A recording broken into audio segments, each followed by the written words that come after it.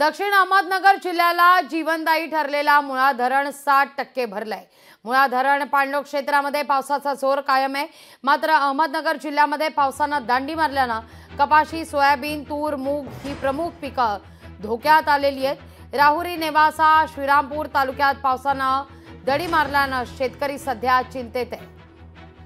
आढावा घेतला आमचे प्रतिनिधी गोविंद साळुंके यांनी।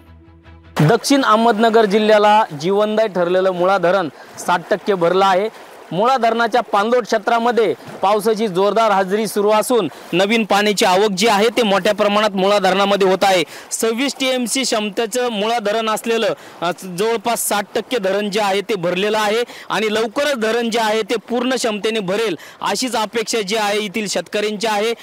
लाभधारक शेतकऱ्यांना हा मोठा दिलासा आपल्याला म्हणावा लागेल। मात्र अहमदनगर जिल्ह्यामध्ये पावसाची कमतरता आहे, पावसाने दांडी मारली आहे। त्यामुळे सोयाबीन असेल, कपाशी असेल आणि इतर पिकं जे आहे ते प्रमुख पिकं शेतकऱ्यांनी घेतलेले आहे आणि त्या पिकांना पावसाची खूप मोठी गरज आहे आणि अजूनही पावसाची प्रतीक्षा जी आहे ती शेतकऱ्यांना आहे। पाणलोट क्षेत्रामध्ये जरी पाऊस सुरू असला आणि धरण जरी 60% भरलेलं असलं तरीही अहमदनगर जिल्ह्यातील शेतकऱ्यांना पावसाची प्रतीक्षा आहे। त्यामुळे लवकरात लवकर पाऊस यावा अशीच अपेक्षा जी आहे ती अहमदनगर जिल्ह्यातील शेतकऱ्यांची आहे। गोविंद साळुंके, लोकशाही मराठी, अहमदनगर। लोकशाही मराठी ऐका, पहा, जागरूक रहा।